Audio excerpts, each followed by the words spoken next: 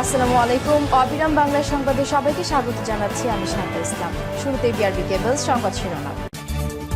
হাদিকে গুলি করে ঢাকায় লুকিয়েছিল আত্মাতায়ীরা, শেষ কয়েক ঘণ্টার রহস্য। অবশেষে খোঁজ মিলল কেলিং মিশনের নির্দেশদাতার।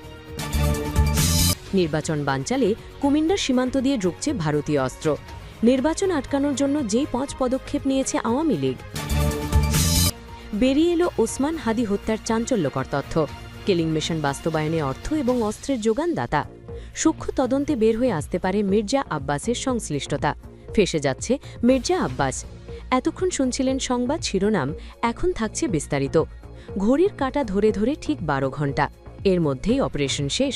পোশাক পরিবর্তন, নাস্তা করা, আয়েশ করি রিসর্টের সময় কাটানো এবং শেষে সোজা দেশের বাইরে। সিনেমার চিত্রনাট্য এর কাছে হার মানবে। প্রকাশ্য দিবালোকে গুলি করে একজন মানুষ কিভাবে আইনশৃঙ্খলা বাহিনীর নাকের ডগা দিয়ে বর্ডার পার হয়ে গেল?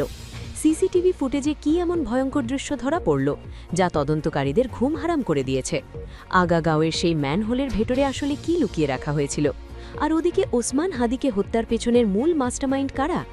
আজকের ভিডিওতে আমরা যমুনা টিভির এক্সক্লুসিভ ইনভেস্টিগেশনের প্রতিটি সেকেন্ডের হিসাব, পুরো ঘটনার আদ্যপান্ত বিশ্লেষণ করব, যা শুনলে আপনার গায়ে লোম দাঁড়িয়ে যাবে।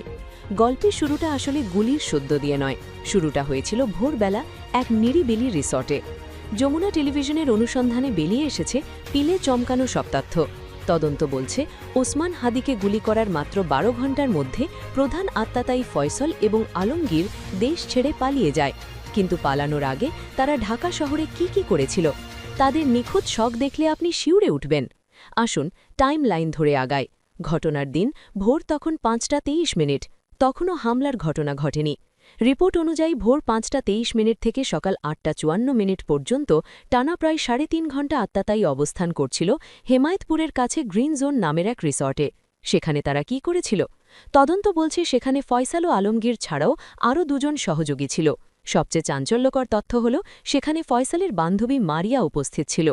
ধারণা করা হচ্ছে এই নির্জন রিসর্টে বসেই তারা হামলার চূড়ান্ত ব্লুপ্রিন্ট চেক করে নিচ্ছিল এবং মানসিকভাবে প্রস্তুত ছিল। 1 ঘণ্টা 10 মিনিটের মধ্যে তারা পৌঁছে যায় আগারগাঁওয়ের বিজ্ঞান জাদুঘরের ঢালে। সময় তখন আনুমানিক বিকেল 3:30। ভাবছেন সেখানে কেন? কারণ সেখানেই ছিল তাদের পূর্ব পরিকল্পিত সেফ জোন। বিজ্ঞান জাদুঘরের ঠিক উল্টো পাশে কর্নেল গলিতে ফয়সালের বোনের বাসা। সিসিটিভি ফুটেজে দেখা যায় বিকেল 3:30 দিকে তারা একটি বাইক নিয়ে সোজা ফয়সালের বোনের সেই বিল্ডিংয়ের পার্কিংয়ে ঢুকে পড়ে। বিল্ডিংটির নাম আলহাজ ABM নুরুল আমিন চৌধুরী। তবে পার্কিংয়ে ঢোকার আগেই ঘটে এক নাটকীয় ঘটনা। তারা বাইকের নাম্বার প্লেটটি খুলে ফেলে। তদন্তকারীরা ফয়সালের বোনের বাসার সামনে রাস্তার এক ম্যানহোলের ঢাকনা খুলে ভেতর থেকে সেই ভুয়া নাম্বার প্লেটটি উদ্ধার করেন।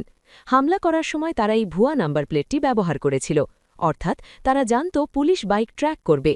তাই কাজ শেষে বাইকটি বোনের বাসায় গ্যারেজে ফেলে দেয় এবং নাম্বার প্লেট খুলে ম্যানহোলে ফেলে প্রমাণ লোপাট করে। এরপর যে দৃশ্যপট আরও রহস্যজনক। বাইক ফেলে তারা আর নিজস্ব কোনো বাহন ব্যবহার করেনি। তারা সেখান থেকে বের হয়ে বিজ্ঞান জাদুঘরের সংলগ্ন স্থান থেকে একটি সিএনজি ঠিক করে। সিএনজিটির নম্বর ছিল ঢাকা মেট্রো থ 137-076। সিএনজি চালকের জবানবন্দি অনুযায়ী 2 জন মধ্যবয়স্ক ব্যক্তি তাকে প্রথমে সাভার যাওয়ার কথা বলে, কিন্তু পরে তারা মত বদলায় এবং আমিনবাজার মাইক্রোবাস স্ট্যান্ডে নামিয়ে দিতে বলে। সবচেয়ে সন্দেহজনক বিষয় হল ঢাকা মেট্রো সিএনজি সাধারণত আমিনবাজার রুটে যাওয়ার কথা নয়। তবুও তারা সেভাবেই গাবতলী হয়ে আমিনবাজার পৌঁছে যায়। সিএনজি চালক জানায় তারা সিএনজি থেকে নেমে ভাড়া মিটিয়ে দেয় এবং টোল দিয়ে চলে যায়। আমিনবাজারে নামার পর তারা কি করল? তারা কি দৌড়ে পালালো? একদমই না। সিসিটিভি ফুটেজ এবং প্রত্যক্ষদর্শীদের বয়ান অনুযায়ী সিএনজি থেকে নেমে তারা অত্যন্ত স্বাভাবিকভাবে পাশের একটি দোকান থেকে মাস্ক কেনে। এরপর মুখে মাস্ক পরে তারা ভিড়ের মধ্যে মিশে যায়। যমুনা টিভির অনুসন্ধানে দেখা যায় আমিনবাজার বাসস্ট্যান্ডে কোনো সিসি ক্যামেরা বা চেকার না থাকায় তারা সহজেই ভিড়ের মধ্যে হারিয়ে যেতে পেরেছে। তবে সেখান থেকে পাওয়া একমাত্র সিসিটিভি ফুটেজ এবং প্রত্যক্ষদর্শীদের তথ্যে পুলিশ নিশ্চিত হয়েছে যে বিকেলে 4:30 থেকে 5টার মধ্যে তারা হেমায়েতপুর হয়ে ময়মনসিংহের হালুয়া ঘাটের দিকে রওনা দেয়। টিম যমুনা যখন এই পুরো রুটটি ফলো করছিল তখন তাদের সাথেও ঘটে এক অদ্ভুত ঘটনা। আমিনবাজার এলাকায় অনুসন্ধান চালানোর সময় মাস্ক পরা কয়েকজন ব্যক্তি টিম যমুনাকে ফলো বা অনুসরণ করছিল, যা প্রমাণ করে অপরাধী চক্রের নেটওয়ার্ক কতটা সক্রিয় এবং তারা এখনও নজরদারি চালাচ্ছে। শেষমেশ হালুয়া ঘাটের ভুটিয়াপাড়া সীমান্ত দিয়ে তারা ভারতে পালিয়ে যায়।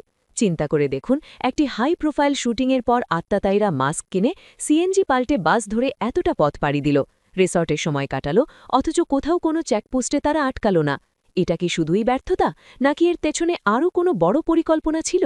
ভিডিওর এই পর্যায়ে ছোট্ট একটি অনুরোধ, এই রকম সব রোমহর্ষ ঘটনার পেছনের খবর এবং গভীর বিশ্লেষণ পেতে আমাদের চ্যানেল এখনই সাবস্ক্রাইব করে রাখুন এবং পাশে থাকা বেল আইকনটি চেপে দিন। ইনকিলাব মঞ্চের প্রমুখ বক্তা এবং জুলাই অভ্যুত্থানের সম্মুখ সারির যোদ্ধা শরীফ ওসমান হাদি হত্যার মাস্টারমাইন্ডের নাম সামনে এসেছে। হত্যার নেপথ্যে ঢাকার কেরানীগঞ্জ উপজেলার সাবেক চেয়ারম্যান শাহিন আহমেদ ওরফে শাহিন চেয়ারম্যানের নাম উঠে এসেছে। গোয়েন্দা সূত্রের দাবি, কেলিং মিশন বাস্তবায়নে অর্থ এবং অস্ত্রের যোগানদাতা ছিলেন তিনি নিজেই। এছাড়া চাঞ্চল্যকর এই হত্যাকাণ্ডে শাহিন চেয়ারম্যানের সহযোগী হিসেবে আরও কয়েকজনের যোগসূত্রতা জানতে পেরেছেন তদন্ত সংশ্লিষ্টরা, যাদের কয়েকজন নিষিদ্ধ ঘোষিত ছাত্রলীগ নেতা। যুগান্তরকে এমন তথ্য নিশ্চিত করেছে গোয়েন্দা সংস্থার দায়িত্বশীল একটি সূত্র জানায়, শাহিন চেয়ারম্যান ছাড়াও হত্যাকাণ্ডের সঙ্গে জড়িত সন্দেহে গোপালগঞ্জ জেলা ছাত্রলীগের সাবেক প্রসাধন আব্দুল হামিদকে হুন্নে হয়ে খুঁজছে পুলিশ।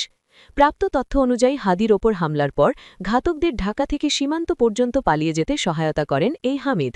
জুলাই রিপোর্টে শরীফ ওসমান হাদির ভূমিকা এবং গত বছর ৫ই অগস্টের পর থেকে তার বিভিন্ন বক্তব্য এবং সামগ্রিক কর্মকাণ্ডে ফ্যাসিস্ট আওয়ামী লীগ চরম ক্ষুব্ধ ছিল। দলটি হাদিকে আওয়ামী লীগ এবং তাদের দোসরদের জন্য বড় বিপদ হিসেবে চিহ্নিত করে। এরপর হিট লিস্টের প্রথম টার্গেট হিসেবে হাদিকে হত্যার ছক কষা হয়। জানা যায়, শাহিন আহমেদ দীর্ঘদিন ঢাকার দক্ষিণ কেরানীগঞ্জ থানা আওয়ামী লীগের প্রসাধন ছিলেন, তবে তিনি মাফিয়া ডন হিসেবেই বেশি পরিচিত।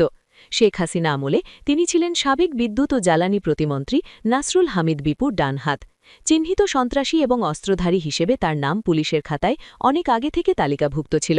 বহুবিধ সন্ত্রাসী কর্মকাণ্ডে যুক্ত থাকলেও তিনি ছিলেন ধরাছোঁয়ার বাইরে, বরং প্রশাসন তাকে সমীহ করে চলত। এসব প্রভাব প্রতিপত্তি কাজে লাগিয়ে তিনি একাধিকবার উপজেলা চেয়ারম্যান নির্বাচিত হন।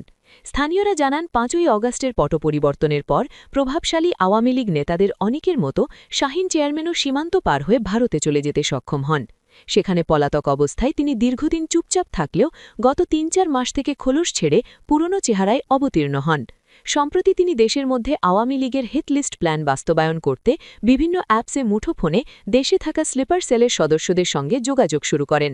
কয়েকটি হোয়াটসঅ্যাপ কল এবং খুদে বার্তা, SMS-এর সূত্রে হাদি হত্যায় শাহিন চেয়ারম্যানের সম্পৃক্ততা পাওয়া গেছে।